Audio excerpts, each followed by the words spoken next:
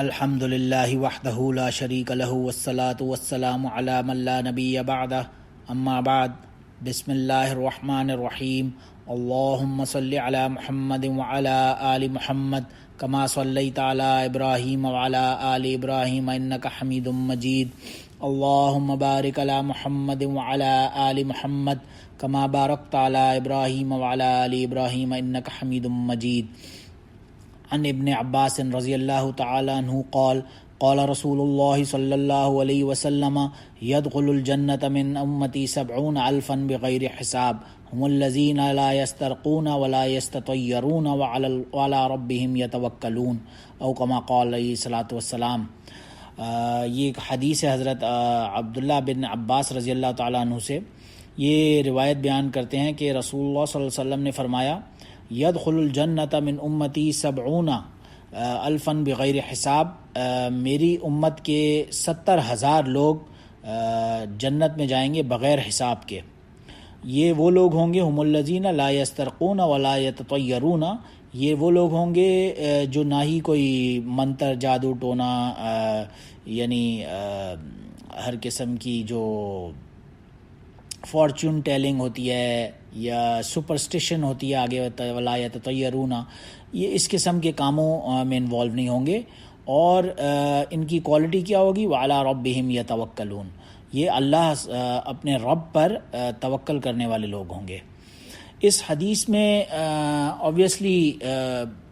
توکل اور رضا بالقضاء سے متعلق ایک میسیج ہمیں ملتا ہے کہ جو بھی انسان کی زندگی کے اندر ہوتا ہے وہ ان ریالٹی اللہ سبحانہ و تعالیٰ کی مرضی سے، اسی کے حکم سے، امر سے، اسی کے آرڈر سے ہوتا ہے۔ اور یہ جو ہم ٹیمپریرلی اسباب اختیار کر لیتے ہیں، اکثر کوئی بندہ ہوتا ہے وہ سپرسٹیشس ہو جاتا ہے، اور کوئی بندہ ہوتا ہے وہ فارچون ٹیلنگ کے اندر زیادہ بلیو کرتا ہے، فارچون ٹیلرز کے پاس جاتا ہے یا ایٹسیٹرا ایٹسیٹرا۔ اس زمانے میں بھی یہ بہت ہی ایک کامن فینومینن تھا، لوگ بہت زیادہ جو کاہن اور اس طرح کے جو فارچون ٹیلرز ہوتے تھے اور جو مسٹری میکرز ہوتے تھے ایٹسیٹرا ایٹسیٹرا، بہت سارے ٹائٹلز ہمیں بکس میں ان کے ملتے ہیں۔ تو یہ اس طرح کے لوگوں پر اور اس طرح کے کاموں پر زیادہ ان کا بلیف تھا، اور اللہ سبحانہ و تعالیٰ پر توکل ان کا کم تھا۔ تو ان کے لیے خاص طور سے ایک میسیج اس حدیث میں بیان کیا کہ جنت میں 70,000 سے زیادہ امتی داخل ہوں گے، نبی کریم صلی اللہ علیہ وسلم نے فرمایا، اور بغیر حساب کے داخل ہوں گے، مگر ان کی کوالٹی ہوگی اللہ پر توکل کرنے والے لوگ ہوں گے، نہ کہ اس فارچون ٹیلنگ کے اندر بلیف ہوگا یا سپرسٹیشنز کے اندر بلیو ہوگا، بلکہ اللہ پر توکل کریں گے، جو بھی ہے وہ اللہ کی مرضی سے ہے۔ اب ظاہر ہے main thing is first of all obviously کہ توکل کا مطلب کیا ہے۔ اس کا مطلب یہ ہرگز نہیں ہے کہ انسان کوئی ظاہری اسباب اختیار ہی نہ کرے جو ریئلسٹکلی یا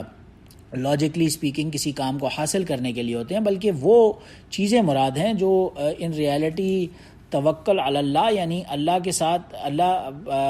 کے جو امر ہے، جو اس کا جو اپنا نصیب ہے، اس پر یقین کی ویکنس کی وجہ سے دوسرے راستے اختیار کرنا، یہ اس سے وہ چیزیں آبویسلی مراد ہیں۔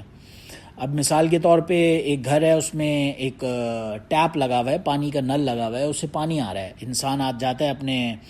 ریسٹ روم میں، ٹوائلٹس میں، اپنا نل کھولتا ہے بیسن کا، اور اس میں سے پانی آنا شروع ہو جاتا ہے۔ تو جو ٹیپ ہے ان اٹ سیلف، جو نل ہے، وہ ان اٹ سیلف ذریعہ نہیں ہے پانی کا۔ پانی تو پیچھے اپنے پائپ سے ہوتا ہوا اس کے پیچھے واٹر ٹینک سے آ رہا ہے۔ اب کوئی کہے کہ نہیں جی یہ نل مجھے واٹر سپلائی کر رہا ہے، تو ٹھیک ہے، ایک اسباب کے دائرے کی حد تک تو آبویسلی وہی نل سے پانی آ رہا ہے، بٹ ان ریالٹی اس کے پیچھے ایک پورا ٹینک موجود ہے جس کے پائپس کے ذریعے سے جہاں سے پانی آ رہا ہے۔ اور ان ریالٹی پھر وہ ٹینک بھی نہیں ہے، وہ بھی جو پانی کی موٹرز لگی ہوتی ہیں جو اس کو پمپ کرتی ہیں پانی کو، اور اس سے پہلے پھر مزید کئی مین پائپ لائن سے گھروں میں آتا ہے پانی، اور اس سے بھی پہلے کہیں ریزروار سے یا کہیں پہ ریور سے یا ایٹسیٹرا، کہیں بھی نیچرل ہو یا مین میڈ اس کے فیسلٹیز ہوں، ان کے تھرو آتا ہے۔ تو دراصل جو نل ہے جو گھر میں پانی پہنچا رہا ہے، وہ صرف ایک ذریعہ ہے، ایک اسباب کے دائرے میں ہے، نہ کہ ان اٹ سیلف خود ہی یعنی اس میں پانی کو پہنچانے میں اس کا اپنا کوئی عمل دخل نہیں ہے سوائے اس کے کہ وہ صرف وہاں پہ ایک ذریعہ بنا ہوا ہے. تو مین توکل کا مقصد یہی ہے کہ جو کچھ بھی ہوتا ہے وہ اللہ کی مرضی سے ہوتا ہے، اور جس کو جو ملتا ہے وہ اللہ کی مرضی سے ملتا ہے. اس کی مرضی ہوگی تو سب ملے گا، اور اس کی مرضی نہیں ہوگی تو انسان سب کچھ کرتے ہوئے بھی، سب اسباب اختیار کرتے ہوئے بھی محروم ہی رہے گا. اور اسی کا نام توکل ہے. اور اسی حقیقت پر دل سے یقین کر کے اپنے تمام مقاصد اور کاموں میں صرف اللہ سبحانہ و تعالیٰ کی ذات پر اعتماد اور بھروسہ کرنا، اسی سے لو لگانا، اسی کی قدرت اور اسی کے کرم پر نظر رکھنا، اسی کے امید یا خوف سے امید یا خوف ہونا، اور اسی سے دعا کرنا. بس یہ اسی چیز کا نام اصطلاح کے اندر توکل کہتے ہیں. یعنی جو بھی کچھ ہے وہ اللہ سے لیے ہے، اور اللہ ہی کے وسیلے، اللہ ہی کی مرضی سے ہے، اسی کے امر سے ہے، اسی کے آرڈر سے ہے. پھر اس سے بھی ایک آگے، اگر ایک تو چیز ہے توکل اللہ پہ کیا اسباب کے دائرے کو چھوڑ چھاڑ کے بھی، لیکن obviously جس کا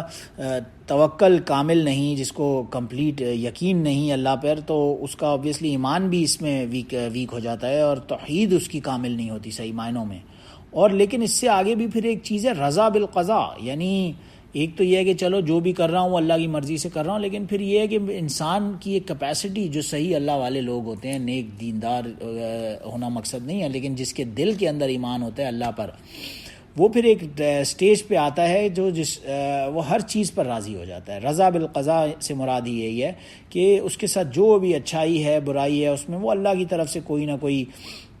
حکمت، کوئی نہ کوئی اس کی مہربانی، یا کوئی نہ کوئی اس کا پہلو، یا کوئی نہ کوئی اس کی مصلحت سمجھ کر، اور اس کے اچھا برا جو بھی ہے جیسا بھی ہے وہ ہر حال میں پھر خوش رہتا ہے. تو بہرحال یہ ایک بہت ہی مجاہدے کا کام ہے، اور یہ تو بہت ہی بڑے نیک اللہ والوں کی ایک صفت کا اس سے تعلق ہے رضا بالقضاء سے. لیکن توکل کسی نہ کسی فارم میں، کسی نہ کسی دائرے میں، وہ ہر انسان میں ہونا بہت ہی ضروری ہے. اسی لیے اس حدیث میں خاص طور سے ایک تو سپرسٹیشنز کو برا کہا، اور اس سے بچنے کے لیے کہا کہ اگر وہ کرنے والا جو جنت میں جانے والے جو 70,000 لوگ ہیں، ان میں یہ 2 کوالٹیز جو نہ ہوں گی، وہ یہی ان میں سے کیٹیگوریکلی بتائی کہ first of all they won't be superstitious. کالی بلی اگر کہیں سے جا رہے ہیں، کالی بلی آگے سے راستے سے گزر گئی تو جی راستہ بدل لیا کہ یہ تو میرے لیے اتنا سپرسٹیشس ہے بندہ کہ جی یہ میرے لیے راستہ ہی اب ڈینجرس ہو گیا. ایسا نہیں ہے. بلی کے گزرنے سے تو کوئی اچھائی یا برائی نہیں آنی، یہ اصل برائی یا اچھائی آنی ہے تو وہ تو اللہ کی طرف سے آنی ہے. تو ایسی چیزوں کو اور بھی بہت سارے لوگ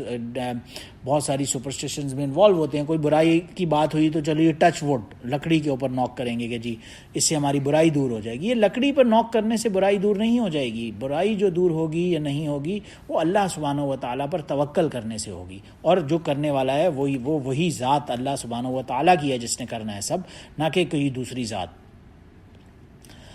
اور obviously یہ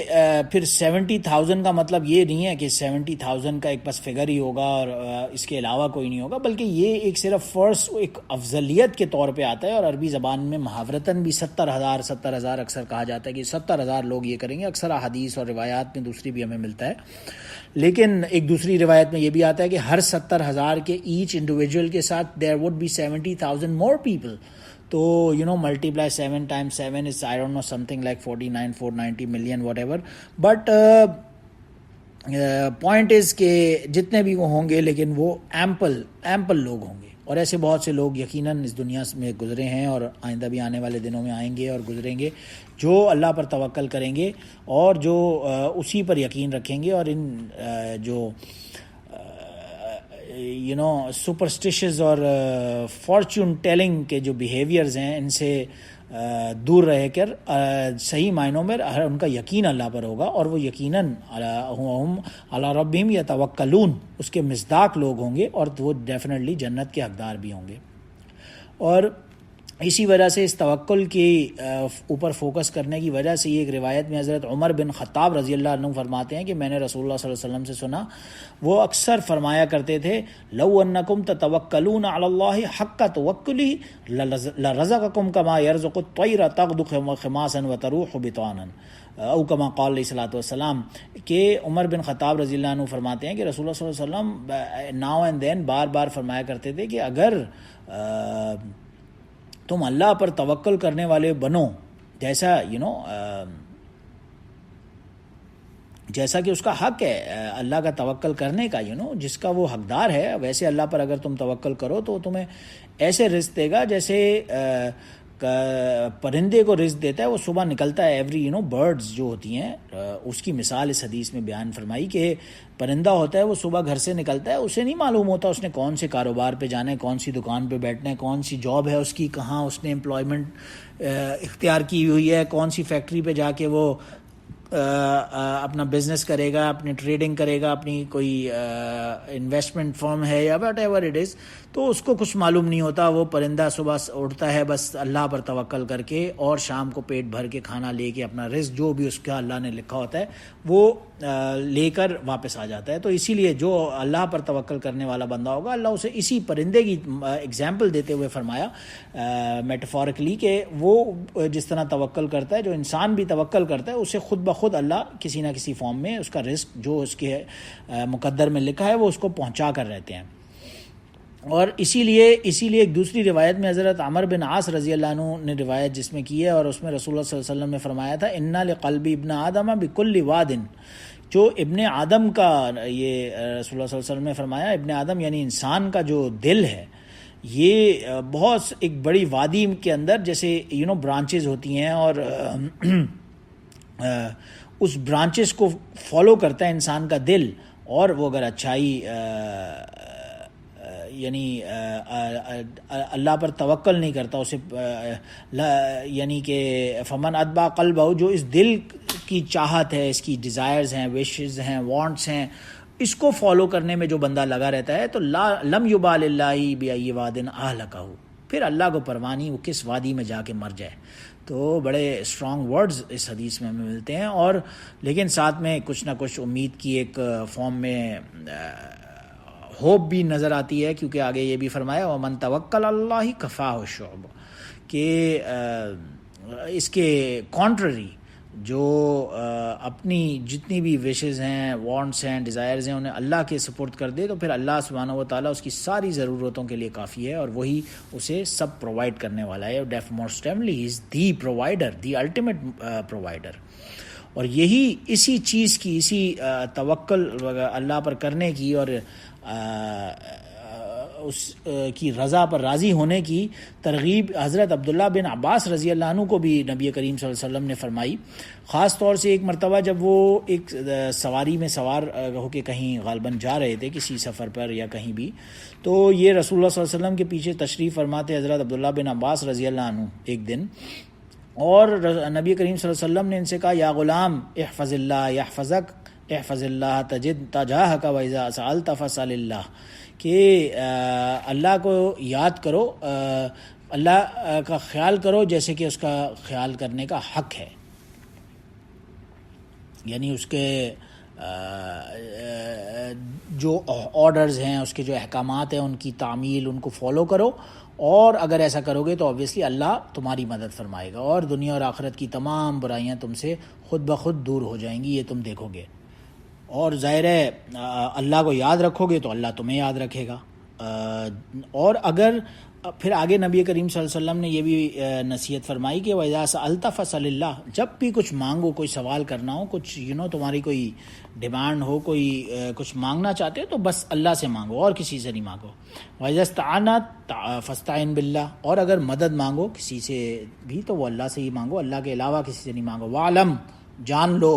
ان الامۃ لو اجتمعت علی ان ینفعوک بشیء لم ینفعوک، اگر تمام پوری امت بھی جمع ہو جائے، تمام کی تمام انسانیت، سارے لوگ ایک ساتھ جمع ہو جائیں تمہیں کوئی فائدہ پہنچانے کے لیے، تو کچھ فائدہ نہیں پہنچا سکتے الا بشیء قد کتب اللہ، جو کچھ اللہ نے تمہارے لیے لکھ دیا ہے اس کے علاوہ تمہیں کوئی کچھ فائدہ نہیں پہنچا سکتا. اور ولو اجتمعوا علی ان یضروک بشیء لم یضروک الا بشیء قد کتبہ اللہ، کہ تمام کی تمام انسانیت مل جائے تمہیں نقصان پہنچانے کے لیے، کچھ نقصان نہیں پہنچا سکے گی صرف اللہ یہ کہ جو اللہ نے تمہارے لیے تمہاری زندگی کے اندر کوئی برائی، کوئی نقصان، کچھ بھی اگر خدا نہ خواستہ اللہ نہ کرے لکھا ہو، ادر دین دیٹ پوری انسانیت پھر مل بھی جائے تو اس کے خلاف تمہیں کوئی نقصان نہیں پہنچا سکتی. اور رفعت الاقلام وجفت الصحف، اور اس کے علاوہ جو کچھ بھی یہ ظاہری اسباب دنیا میں مٹیریلسٹک ورلڈ میں انٹرنسک چیزوں کا کیونکہ زمانہ ہے تو اس کے اندر جو کچھ بھی کوئی دیکھ لے، لیکن رفعت الاقلام، قلم کی جمع اقلام، یعنی کہ پینز جو ہیں لکھنے والے، انسان کی تقدیر، اس کا فیوچر، وہ سب اب اٹھ چکے ہیں. اور تمام کے تمام جو صحف ہیں، جو پیپرز ہیں، بکلیٹس ہیں، کاپیز ہیں، رجسٹرز ہیں، بکس ہیں، ان میں جو کچھ بھی لکھا جانا تھا وہ لکھا جا چکا ہے. اب مزید کسی کی چینجز کے لیے اب کوئی گنجائش نہیں، وہ سب کے سب سوکھ چکی ہے انک اس کی آلریڈی. تو بہرحال اس حدیث میں بھی بتانے کا مقصد یہی تھا کہ ہر قسم کا جو نفع، نقصان، دکھ، آرام صرف اللہ ہی کے ہاتھ میں ہے اور اس کے سوا کسی کے بس میں کچھ نہیں. اگر ساری کی ساری دنیا، انسانیت، پورے لوگ، پوری امت سب جمع ہو جائیں تو بھی تمہیں نہ کوئی فائدہ پہنچا سکتے ہیں اور نہ ہی تمہیں کوئی نقصان پہنچا سکتے ہیں. اس لیے کچھ بھی مانگنا ہے، سوال کرنا ہے تو وہ صرف اللہ سبحانہ و تعالیٰ سے کرو، اس کے علاوہ کسی دوسرے شخص سے کوئی سوال نہیں کرو. اور اسی لیے ایک یہی میسج بہت ساری ہمیں روایات میں اور بہت ساری چیزوں میں اور بھی ملتا ہے کہ سوال کرنا ہے تو صرف اللہ سے ہی کرو. کیونکہ جیسے کہ ابن مسعود رضی اللہ عنہ فرماتے ہیں کہ ایک مرتبہ رسول اللہ صلی اللہ علیہ وسلم نے فرمایا لیس من شیء یقربکم الی الجنہ ویبعدکم من النار، کہ کوئی ایسی چیز نہیں ہے جو تمہیں جنت کے قریب کرے اور جہنم آگ سے دور کرے الا قد امرتکم، یہ اللہ یہ کہ اللہ نے جو لکھ دیا تمہارے لیے. اور ولیس شیء یقربکم من النار ویبعدکم من الجنہ الا قد نہیتکم عنہ، کہ کوئی ایسی چیز نہیں ہے جو تمہیں آگ کے، نار کے، جہنم کے قریب کرے اور جنت سے دور کرے الا یہ کہ جو اللہ نے تمہارے لیے لکھ دیا ہو. اور اس روایت میں بلکہ آگے نبی کریم صلی اللہ علیہ وسلم نے یہ بھی فرمایا کہ جبرائیل امین نے مجھے وحی فرمائی ہے کہ ان نفسا لن تموت حتی تستکمل رزقها الا فاتقوا اللہ واجملوا فی الطلب ولا يحملنکم استبطاء بالرزق ان تطلبوا بمعاصی اللہ وانه لا يدرک ما عند اللہ الا بطاعته. کہ جبرائیل نے علیہ السلام نے نبی کریم صلی اللہ علیہ وسلم کو وحی فرمائی ہے کہ کوئی نفس مرے گا نہیں اس وقت تک جب تک کہ وہ اپنا رزق تستکمل رزقہا، اس کو پورا کا پورا جو رزق اس کے نصیب میں، اس کی قسمت میں لکھا جا چکا ہے وہ اسے نہ مل جائے، تب تک اسے موت نہیں آنے والی. اس لیے فاتقوا اللہ، اللہ سے ڈرو اور اپنی جو بھی کوئی ڈیمانڈ ہے، حاجت ہے، اسے جائز حلال طریقے سے پورا کرو. اپنی کسی بھی ضرورت کے لیے حرام راستہ اختیار نہیں کرو. جیسے وہ ایک مرتبہ حضرت علی رضی اللہ عنہ کا مشہور واقعہ ہے، وہ کہیں ایک مرتبہ کہیں جلدی میں تھے، نماز کا وقت تھا، انہوں نے مسجد کے باہر اپنا گھوڑا کہیں جیسے ہوتا تھا اس زمانے میں، جیسے آج کل بھی پارکنگ ہوتی ہے کارز کی، ویلے سروسز ہوتی ہیں فار ایگزامپل آج کل تو، لیکن بہرحال اس زمانے میں گھوڑوں پہ لوگ سفر کرا کرتے تھے، خچر گدھوں پہ. تو انہوں نے اپنی سواری کو باندھنے کا بھی ان کے پاس ٹائم نہیں تھا مسجد کے باہر، انہوں نے فرسٹ سواری وہاں چھوڑی اور ایک آدمی وہاں کھڑا تھا، اس سے کہا کہ اس کا خیال رکھنا، میں اندر سے نماز پڑھ کے آتا ہوں. وہ نماز پڑھ کے باہر تشریف لائے تو انہوں نے دیکھا کہ یہ لگام جو ہے ان کی سواری تو موجود ہے بٹ اس کی لگام غائب ہے. وہ شخص جسے انہوں نے ذمہ دار بنایا تھا وہ اسی کی لگام چوری کر کے وہاں سے رفع دفع ہو گیا، چلا گیا. کچھ دیر بعد وہ بہرحال پھر انہوں نے سوچا اب چلو میں بازار جاتا ہوں، ایک دوسری لگام خریدتا ہوں جو بھی اس کی سواری کا جو پکڑنے کا، اسے چلانے کا روپ ہوتی ہے. تو وہ گئے بازار اور انہیں for something like I don't know 2 درہم کی یا جو بھی ان کی اس وقت ویلیو تھی وہ خریدی بازار سے. اور پھر فرمایا یا سوچا کہ میں نے یہ اس آدمی کو جسے میں نے اس سواری کا ذمہ دار بنایا تھا، اس کا خیال رکھنے کا، اس کی حفاظت کا، اور اس نے یہی لگام چوری کر لی. وہی لگام جا کے جب وہ بازار سے خریدنے گئے تو وہی ان کی اپنی لگام ان کو وہیں بازار میں مل گئی بکتی ہوئی. اور جب انہوں نے خریدی واپس تو انہوں نے کہا یہی پیسے میں نے سوچا تھا اسے میں صدقہ کروں گا اس بندے کو اس کی محنت پر، لیکن اس نے اپنے اسی حلال رزق کو حرام کر لیا یہی چیز چوری کر کے.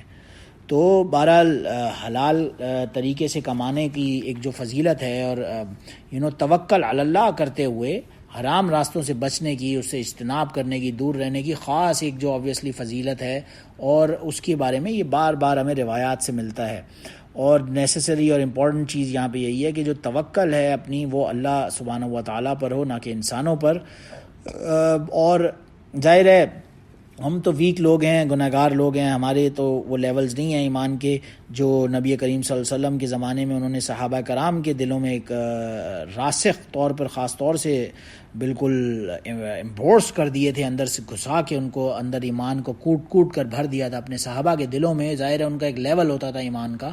تو ایک مرتبہ ایسا بھی ایک قصہ میں ایک روایت سے میں ملتا ہے حضرت ابو ہریرہ رضی اللہ عنہ کی، جس میں وہ فرماتے ہیں ایک مرتبہ ایک آدمی تھا، وہ اپنے گھر میں داخل ہوا اور اس نے دیکھا کچھ کھانے کو نہیں ہے،